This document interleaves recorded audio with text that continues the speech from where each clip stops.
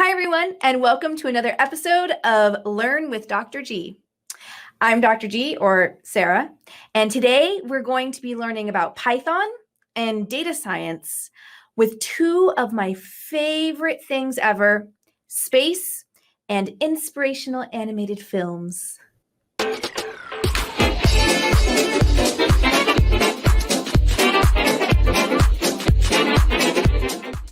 If you haven't seen yet, Microsoft has partnered with Netflix to bring unique coding and data science lessons inspired by the film Over the Moon. Over the Moon is an adventure about a bright young girl named Feifei, who builds a rocket ship to fly to the moon to prove the existence of the moon goddess Chang'e. She's fueled by determination and a passion for science to accomplish the unimaginable. This film has quickly become one of my favorites because what inspired me to go into tech and coding was the inspirational stories from my childhood. I didn't learn how to code until I was an adult, but when I discovered it, I dove head first because it opened up an entirely new world that I never knew I could be a part of. And that's why I'm here with you today. This film re-sparked a sense of wonder and determination in myself, especially when I saw this. It's you and me, Bungie. We're gonna prove she's real. I'm gonna be there soon. In my rocket to the moon. I did it! 10? Grandpa's diapers! It's a long flight. Ew. What Feifei exhibits here isn't a thing of children. It's the exact kind of determination, failing forward, and creativity that I try to remind myself of every single day as I learn new things. And her journey to the moon is what inspired me to write these 3 modules on space exploration. In this episode of Learn with Dr. G, we're going to do a deep dive into one of these lessons. Today, we're going to talk about the role that data plays in preparing for moon missions. We're going to start by analyzing the Apollo missions and the samples of the moon rocks that the astronauts brought back down to Earth. And then we're going to use that analysis to predict how many samples the astronauts for the Artemis missions in 2024 might be able to bring down. And throughout all of this, we're going to maintain the determination that we've learned from Feifei. If you want to follow along, you can head over to aka.ms/learnwithdrg/overthemoon to find all of the Microsoft Learn modules and do it either with me right now or on your own later. So let's get started. So the first thing that you're going to need to do is set up your local environment. I'm not going to walk you through all of the steps here because we have a lot of resources on that, but I do want to show you those resources. So first of all, you're going to need Visual Studio Code. Now there's 2 places that I want to show you that will help you get your environment set up. So the first one is the Visual Studio Code Learn to Code site. Let's take a look. So here you can not only find ways of downloading Visual Studio Code, but you can also find some resources for how to get started. If you're on a Windows machine today, you can also check out this Python installer, which will not only install Visual Studio Code and Python, but also the Python extension. You might be watching this in the future, and we might already have one available for Mac, but if we don't yet, you can always head over to the Visual Studio Docs page, where in the Python category, we have a data science tutorial. And this one's going to walk you through how to install Visual Studio, how to install Visual Studio Code, Python, and the Python extension, and install all of the things that you might need to be able to run the code in this module.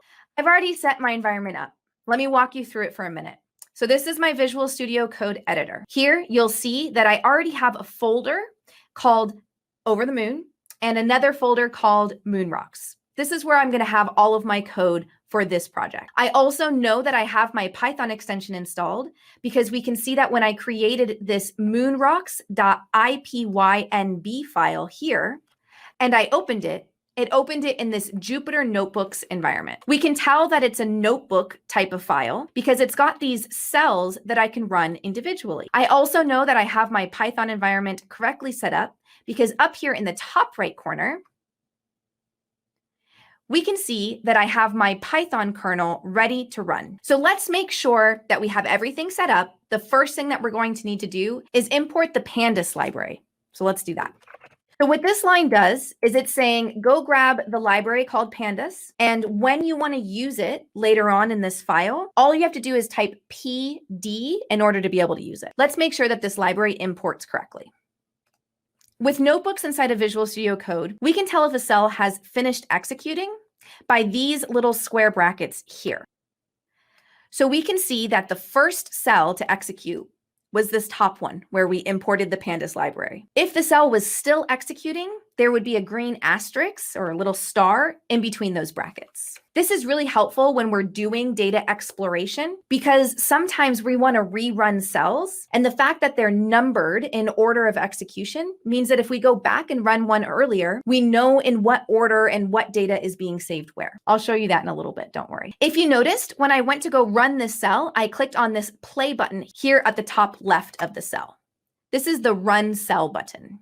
At any point, if you want to run all of the cells in your file, you can always click on this fast forward button here at the top. If you want to run all of the cells above the one that you're currently on, you can press on this play button with the up arrow. If you want to run all of the cells that are below the one that you're currently on, you can press on this play button with the down arrow. And if you want to reset all of your cells so that you can rerun them fresh, you can click on this reset button here. The last one that's sometimes useful for me is this clear all output. I like this one because when I've gone through it once, sometimes I like to reset my kernel, clear all of my output, and then just run through them again and make sure I don't have any errors. All right, so we've imported our library, and the next thing to do is to import our data. Now, what data are we going to import? It's a great question.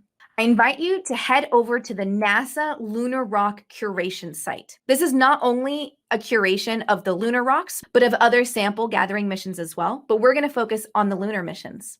You can click on the Sample Catalogs menu option, and then click on Apollo Sample and Photo Database. This will take you to this site here. And if we click on all of the Apollo missions, notice that you can specify which landmark the samples were gathered near, or which station. I just want all of the samples from all of the Apollo missions that landed on the moon.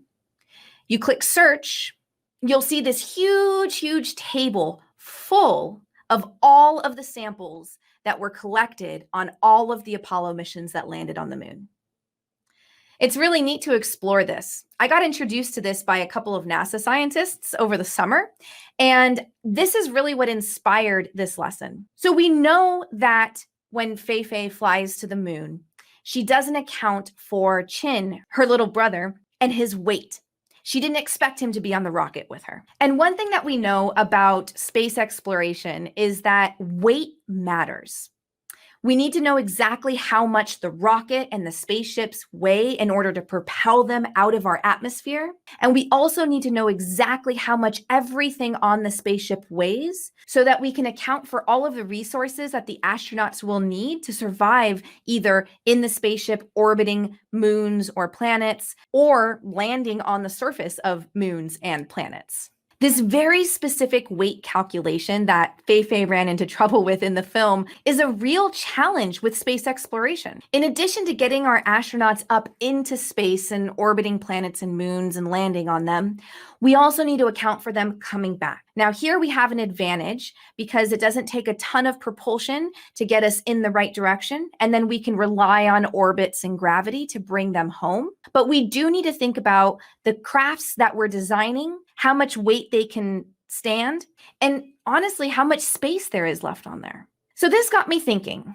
if we know all of the samples that were collected on all of the Apollo missions, and we also know a little bit about the rockets and the spacecrafts that these Apollo missions used, then maybe with the little bit of knowledge that we have about what they're planning for the Artemis missions, we can start to figure out how many samples they might be able to bring back. The other really neat thing that I discovered about these samples is that for each sample that astronauts have collected, the scientists here on Earth have not only categorized them into the type of sample they are. For example, this one is an unsieved soil, but they also keep very precise track of how much of the sample is left over. Where are these samples going, you might ask?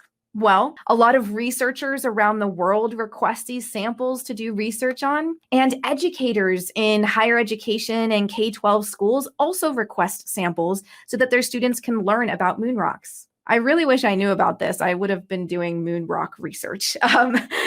Well, this is still pretty fun though. So we know that we have a lot of samples here on Earth. We know that they've all been categorized into their types. And we know that a lot of researchers and educators from around the world are using parts of these samples to learn more about our universe and our Earth. So if we're about to send another pair of humans to the moon, I would really like to tell them which types of samples of rocks they should be looking out for. And different rocks have different properties and different sizes. And so if we can kind of start to narrow down which types of rocks and how much of each rock these astronauts should be looking out for, then maybe we can enable more research here on Earth. It's not a quick trip to go get more, so we want to get it right. So what I've done for you is I've taken this entire table of samples and I've converted it into a CSV file, or comma separated value file. Let's take a look. In this data folder, which you'll find linked in the Learn module itself, remember that's at aka.ms/learnwithdrg/overthemoon, we have a CSV file. I've called it rocksamples.csv.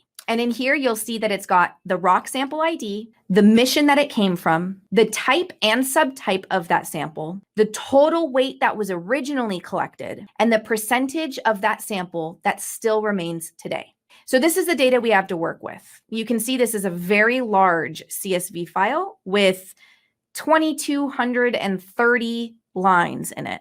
So 2,229 samples. So let's start to explore this data. First, we need to actually get the data into our coding environment.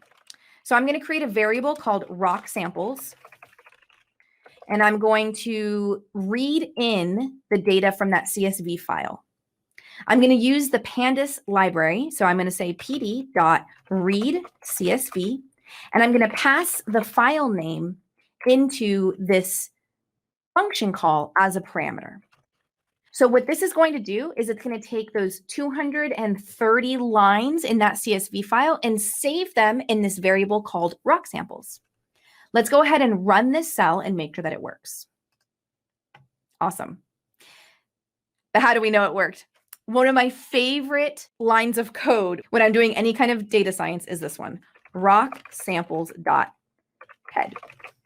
And what this does is it allows me to see the first 5 lines of that variable. What I haven't told you yet is that rock samples is of type dataframe.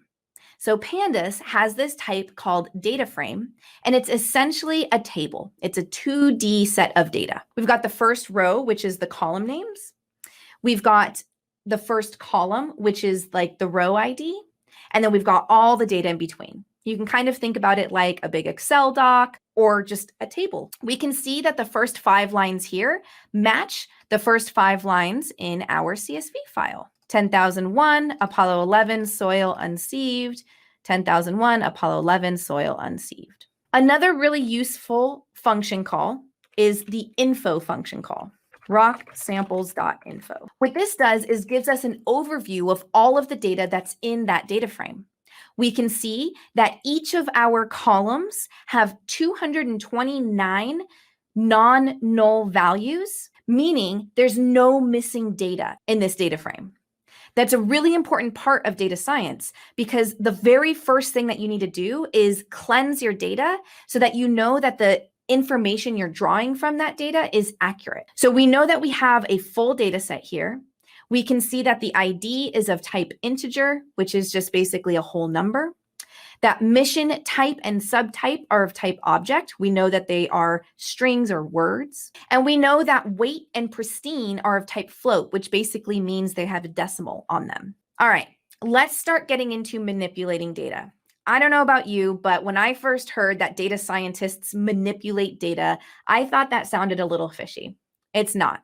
Really, it's just making sure that your data is accurately represented. So as you recall, I was saying that we want to compare how many samples the Apollo missions brought back to how many we think the Artemis missions in 2024 can bring back. The only thing we really know about the Artemis missions today is we think we know about the sizes and weights of the spaceships that are actually going to be carrying the astronauts. We also know that about the Apollo missions, and we know the rock samples that were brought back. Weight of the rocket ships are calculated in kilograms, and our rock samples are currently saved as grams. So the first thing that we want to do is convert all of the weights of our rock samples into kilograms. So then that way we can have kind of an apples to apples comparison here. All right, so what have we done here? Let's take this code apart a little bit. So the first thing that we see is we're saying that the column rock samples weight G, remember that was a column, we can see that here. That was one of our column names. We want that column to have its data replaced with whatever's on the other side of this equal sign. Okay? Now let's take a look at what's on the other side of that equal sign. Basically what we're saying is we want to take that column again, rock samples weight G, and we want to apply some kind of function to every single value in that column. So what this apply function is going to do is for each row in the column weight G, it's going to apply the following function to that value. Let's take a look at what that function is. The function is this lambda x times 0.001. This is the function that we want to apply to each value in that column. And what I'm saying is I'm going to take the input x, which is the value at each row in that column. And what I want that to now be is that same value x, but times 0.001. So this is basically converting the grams to kilograms. Then the next line is basically just renaming the weight G column to weight kg. So then that way, when we're looking at our data, our column name accurately represents what our data is. And the last piece here is this in place equals true, because we want to make sure that we don't have multiple columns, that we just have that one weight G column, but it's now called weight kg. And then we're just going to print out the first 5 lines again. So if we compare this, now we see that the very first sample is 0.1258 kilograms, whereas when we initially printed it out, it was 125.8 grams. This is where the cell execution number really matters, because as you can see, this table here is actually the same data from here. It's like the same view, but this view up here is old. So if we kind of keep going down and then we want to reference data from above, we really want to pay attention to these numbers here. This one is a 3 versus this one here is a 5, because that is going to be the most recent and accurate data. All right, so now we've manipulated our data, which really just means that we've converted some of our data into a data that is more meaningful for the question that we're asked. Now, while I was doing research for this, I found out that each of the Apollo missions used slightly different ships for their missions. So the next thing I want to do is I want to separate all of our rock samples according to their missions. Right now, our rock samples just has all of the missions from Apollo 11 to Apollo 17. And I want to make sure that I can separate those out so I can start to aggregate numbers here. So I'm going to create another variable called missions, and I want this one to also be a data frame. And what I want to do is I want to grab all of the missions that are unique from rock samples. So I'm going to say it like that first, write out the code. But what this line has done is it's saying I want to create a new column in the missions data frame called mission. Oh, and I've got a typo here. And I want the values, all of the rows in that column, to be only the unique values from the mission column in rock samples. So if we were to hypothesize here, it would just be Apollo 11, 12, 14, 15, 16, and 17. Let's make sure that's true. Now, we can't see all of them. It only went up to 16, but that's because we're only printing the top 5. If we did mission.info here, we can see that it does, missions. We can see that there are 6 rows in it, not just 5. And if you wanted to, because we know that there's only 6, we can actually just print out the entire missions data frame. Now we can see Apollo 17. Alternatively, you could do missions.head and then type in 6 and print that, and that would give you the top 6. All right, so now we know that we've got this missions data frame, and all it has right now is one column called mission that has each of the mission names. So now what I want to do is I want to know how much total sample was brought back per mission. So remember, our rock samples data frame is each individual sample. I want to know for all of Apollo 11, how much, like in weight, how much sample was brought back.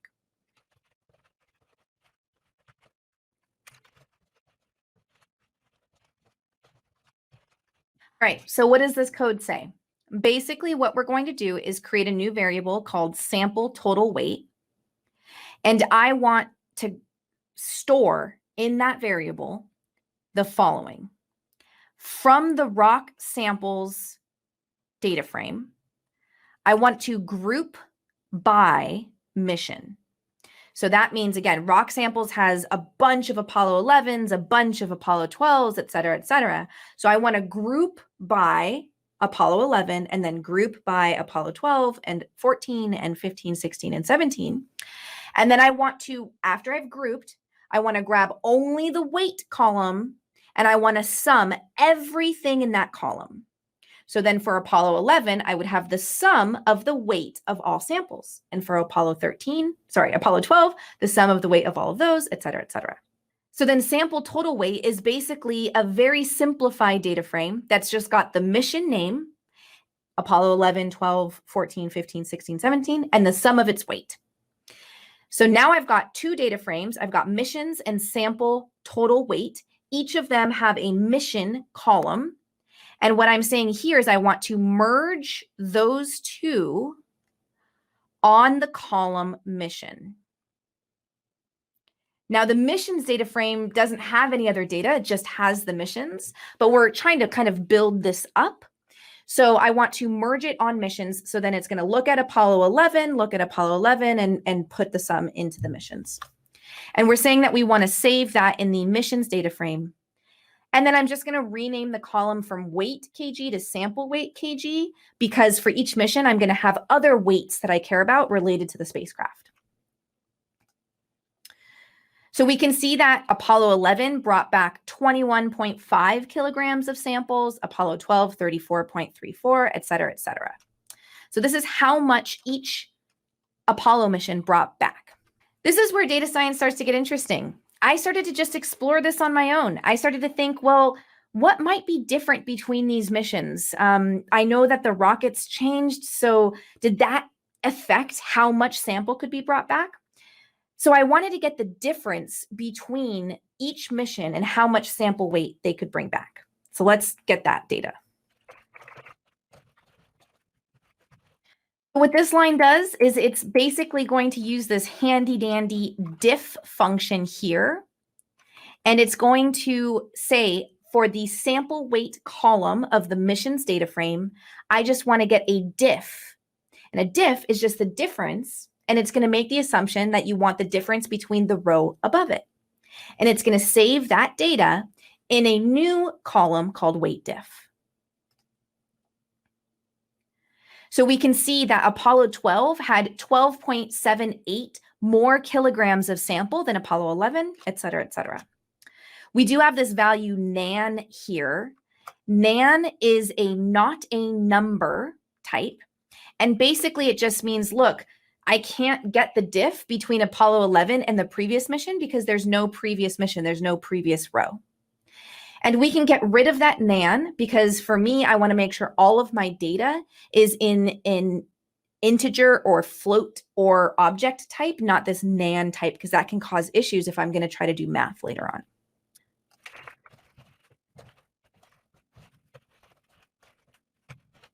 So here what we're doing is we're looking at that weight diff column again, and we're saying I want you to fill any NA or like null or not a number values. I want to fill anything that is that nan value with the value 0. So now it's replaced with 0.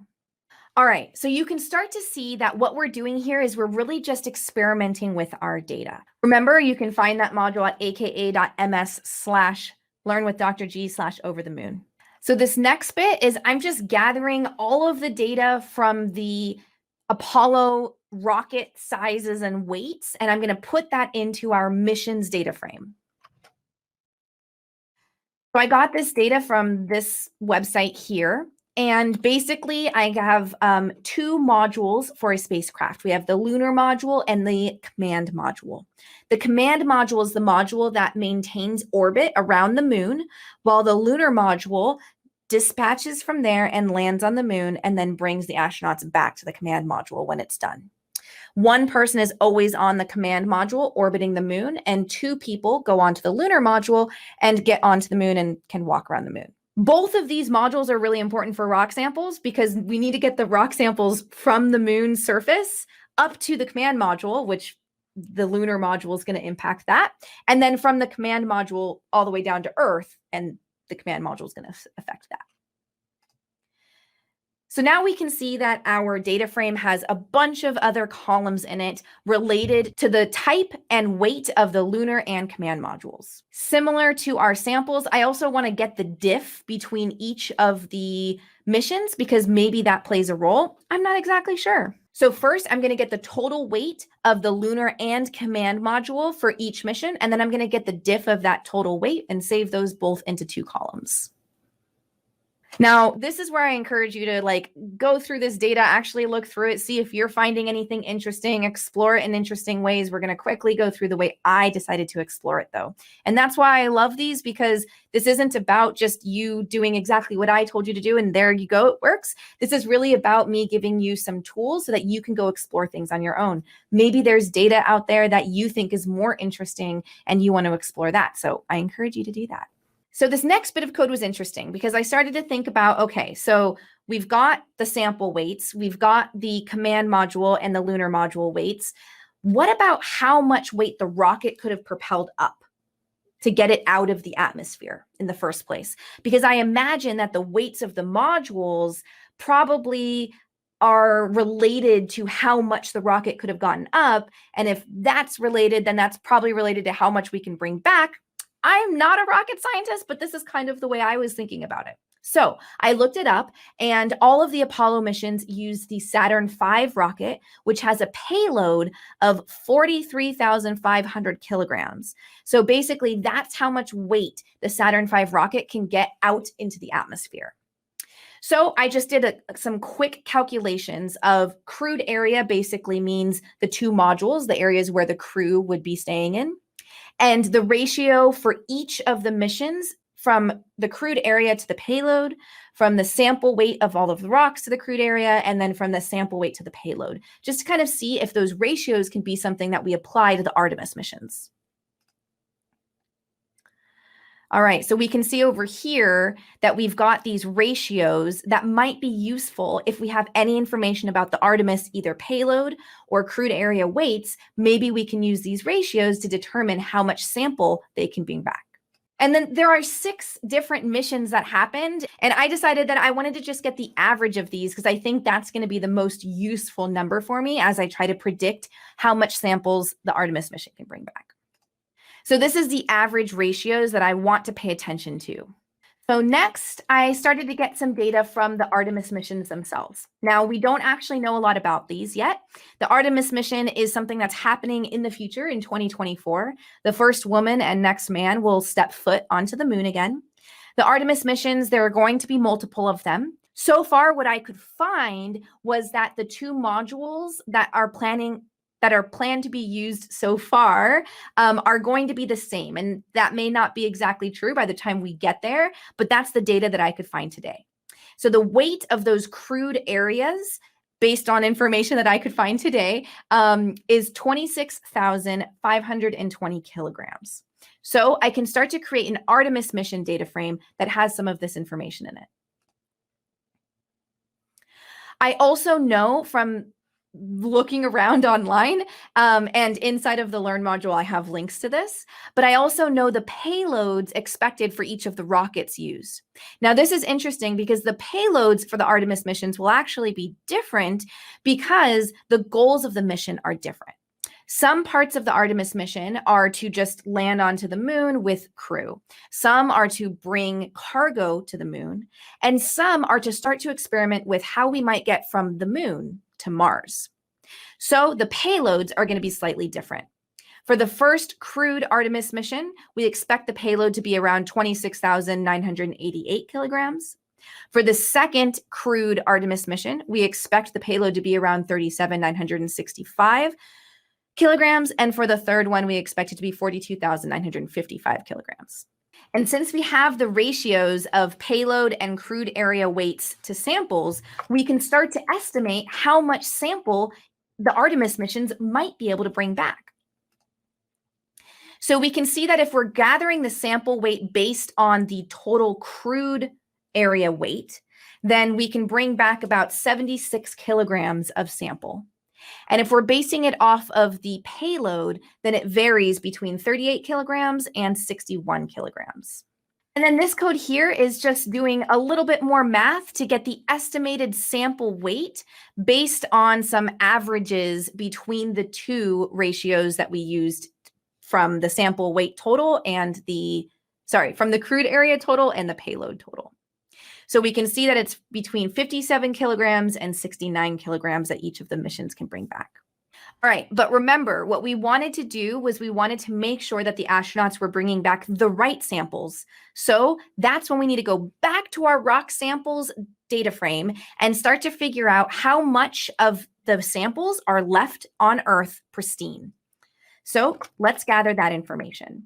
We're going to create a new column in the rock samples data frame called remaining kilograms. And based on the original weight that was brought back, which is in weight kilograms column, and the pristine percentage, we're going to save that data inside of the remaining kilograms column. So we can see here that, for example, this first sample, we had 0.1258 kilograms originally. We have 88.36% of that sample left. And so that means that we have 0.111157 kilograms remaining. And we did that for all of the rows. Now, one pandas function that I haven't introduced you to yet is the describe function. The describe function is really useful because it gives you an overview of your data that's represented in numbers. So we've got 3 columns now in the original, and an ID, but we're going to ignore that one. We have 3 columns in the original rock samples data frame that were numbers of some sort. The weight, the pristine percentage, and the remaining. And we can get the mean and standard deviation, min, 25, 50, and 75%, and max of each of these columns from all of the rows. So, for example, the average amount of remaining sample left is 0.138103 kilograms. The average weight of the original samples was only 0.168253, though one of the samples that was brought back was 11.729 kilograms. That's a big sample. And we can see that most of the samples the average rate of samples have 84% left of their sample. So we're doing pretty good. We're preserving those samples pretty well, it seems like. But we can start to use this to determine which samples might be at risk for not having enough to do research on Earth. So these numbers I took totally at my own discretion. Feel free to play around with these, but what I'm going to do is create a new data frame called low samples, and this is going to contain all of the samples that we don't have a lot left of it. And I want to, from the rock samples data frame, I want to locate any of the rows where the rock sample column, the weight column is greater than or equal to 0.16. Okay, and I'm choosing that number because the weight column, the average for the weight was 0.16. Okay, so I want only the samples that were at least the average weight. Anything that was below that, it's probably going to be really, really small and hard to find. And so I don't really want to deal with those samples. I just want to get anything that is the average weight and heavier. And that's that and right there. And from the rock samples, I want to get anything where the amount left on Earth is less than or equal to 50%. So any samples that are greater than or equal to 0.16 kilograms, where we don't have, or where we've used at least 50% of it so far. So we can start to see here that, for example, this sample, it's a basalt, and it was originally a 0.973 kilogram sample. We only have 43% of it left, meaning we only have 0.42 kilograms left, which means that more than 50% of it has been used for research or educational purposes or whatever it might be. Now, I don't know about you, but I'm really curious how many samples fall within this category. So I'm going to use that info function, and we can see that there's only 27 samples. So we've, again, are preserving these samples pretty well. And don't forget, you can change this 50% and this 0.16 or use other things if you want to qualify what samples we might want to prioritize. This is just what I chose.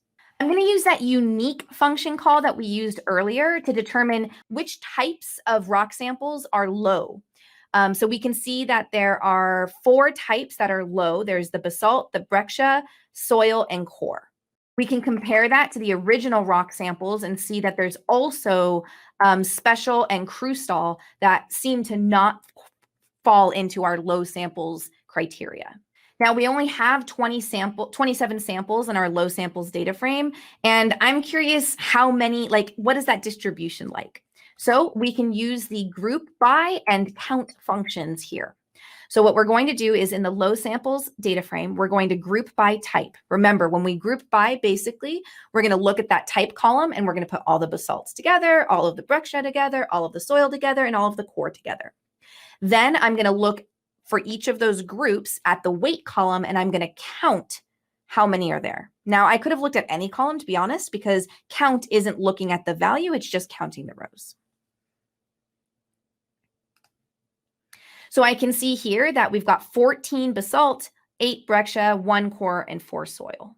Now, considering we will probably always grab soil and core, and our exact weight measurements are probably not accurate, and they can probably bring back a lot more than that, I'm going to just leave out core and soil because that's probably going to be covered. And I want to focus on the breccia and basalt types.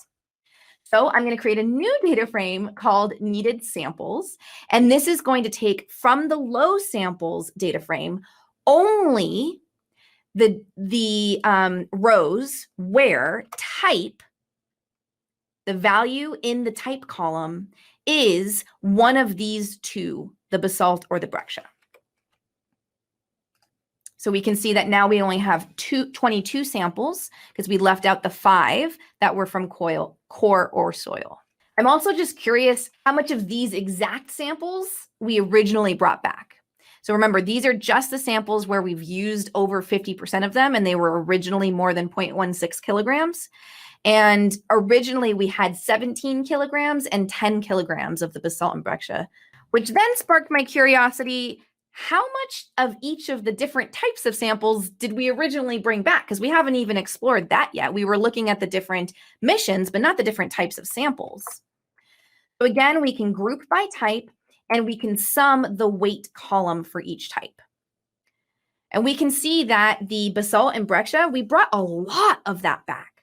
One thing, though, is that we didn't bring a lot of the crustal type back.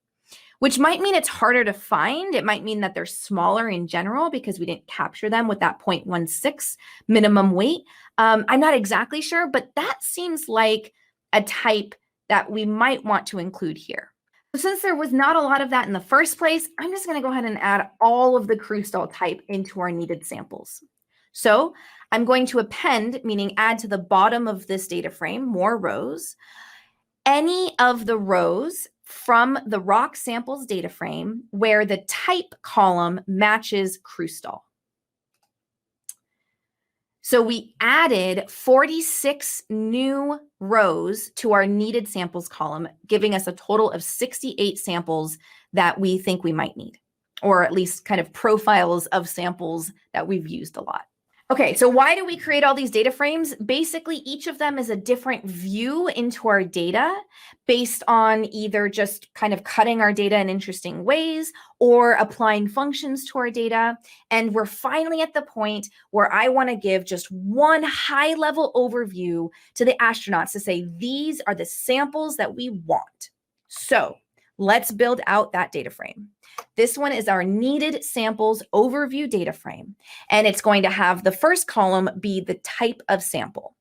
I'm making the assumption that astronauts are trained on the different types of moon rocks, and so we're going to grab all of the different types of moon rocks that we want them to gather, and hopefully they'll know how to look out for those ones.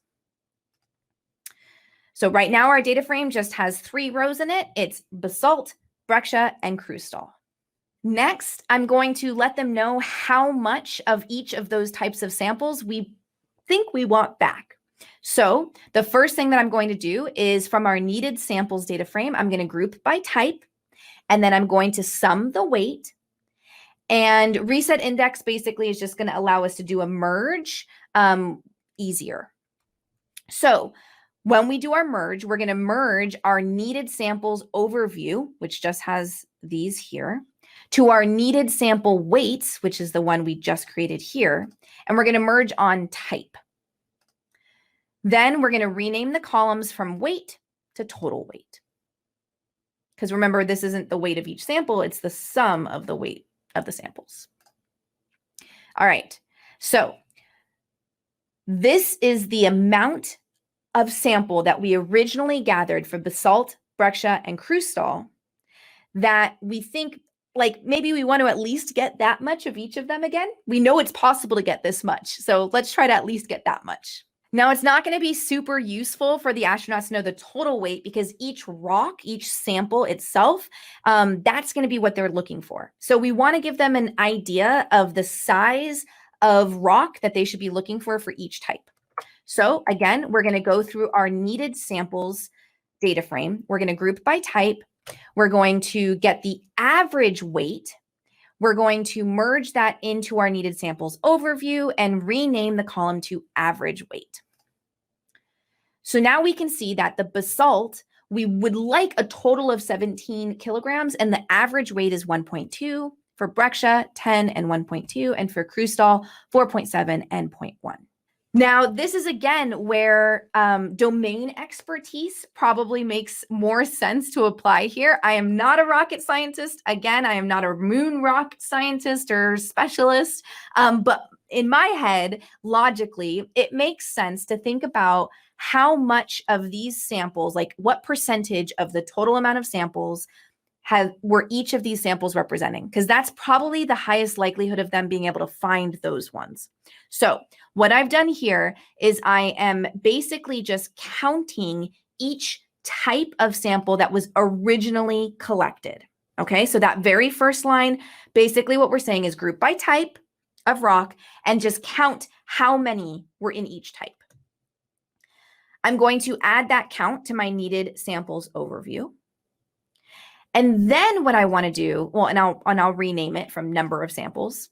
But then what I want to do is I want to see how many total rocks were collected from our needed samples. Okay, so we're going to count how many there are. We're going to merge them over. And then we want to say from our needed samples overview, how many number of samples were collected total just from basalt, crustal, and breccia. and decide how much of each type of rock we might want to collect. I don't know if that explanation was very good. Let's just see what happens here. All right, so we originally collected 351 samples of basalt, 959 samples of breccia, and 46 samples of crustal. And so our needed samples, if we're only collecting these three, then 25% of our samples should be basalt, 70% should be breccia, and 0.3% should be crustal. Now, remember above, we did create a data frame with our Artemis samples and what we thought we would need to collect from each of those Artemis missions. Right here, Artemis mission. And we had the total weight, payload, and then how much estimated sample weight we would want to collect from there. So I want to grab this estimated sample weight column from this Artemis mission here. So the Artemis average weight, so for all of the Artemis missions, this is just going to be one number. For the estimated sample weight, let's get the average of those weights. So on average, we want each mission to bring back 64.22 kilograms of sample. So now basically what we can do is we can specify how much weight of each type of sample we want the missions all together, all of the Artemis missions to collect, or each of them to collect, and how many of those types we want them to collect. So for basalt, we would like them to collect 16.6 kilograms, which should be about 13.35 rocks. For breccia, we want them to collect 45.4 kilograms, which should be about 35.9 rocks. And for crustal, we want them to collect 2.17 kilograms, which should be about 21 rocks. So if you were to add up the weight to collect column, it would equal that 64.22. And the rocks to collect is just basically a function of how much weight we can and the average weight of each type of rock. So there you have it. I'm going to send this table to NASA and let them know that they should be looking out for these types of rocks. Get me 13 basalts and I'll be happy. I don't actually know if that would be super helpful to NASA, so maybe we'll just keep it within ourselves for now. But this is the way that we would cleanse and manipulate data to gain understanding. So let's do a really quick recap. So what we started with was a huge data set of each sample that was collected across the 6 Apollo missions that landed on the moon. We also grabbed the information that we know about the rockets and the spaceships from the Apollo missions and the Artemis missions. We did some math. We gained some understanding by exploring the sample data and exploring the rocket data. And we came up with this conclusion or recommendation that this is what we think astronauts might want to collect on the Artemis missions. Now, I'm sure there's a lot of information we don't know today. There might be other types of rocks that we've since discovered. There might be other implications of research that core actually really does matter a lot more, and we don't even want rocks anymore. We just want core. I don't know all of those details because I am not a subject matter expert. But what I hope you've learned today is that with publicly available information, with data sets that you could collect yourself, you can really start to understand and gain insight from this data just with some lines of code and some simple multiplications and divisions. Pandas and Python, when it relates to data science, can be a little tricky sometimes. So it's all about practice. That's what I love about doing it in these notebooks and Visual Studio Code. My original notebook was a lot messier than this. I created 10 million more data frames and tried it this way and added more columns. And, here we told a clear, concise story, but I want to hear about your stories. I want to hear how you explored the data, what other data sources you grabbed, and what other insights that you've managed to acquire through this exploration through data. And I got all of that simply from that one short 15-second scene when Feifei is flying to the moon and then discovers that Chin is on her spacecraft and it's falling out of the sky. it just made me think about all of the decisions and data and expertise that goes into designing rockets and designing spaceships and figuring out what astronauts are going to do when they do step foot on the moon. All of the training, all of the information, it's just mind-boggling to me and just so incredibly exciting. So I hope that the kind of exploration through this data inspired you to answer other questions or try to find other data sources. And I invite you to watch Over the Moon and see if any snippets from that film inspire you to go on other data journeys completely separate from safe rocket exploration and moon rock discovery. I just want you to draw your own inspiration for your own types of questions that you want to answer. Don't forget to check out the Learn modules on aka.ms/learnwithdrg/overthemoon.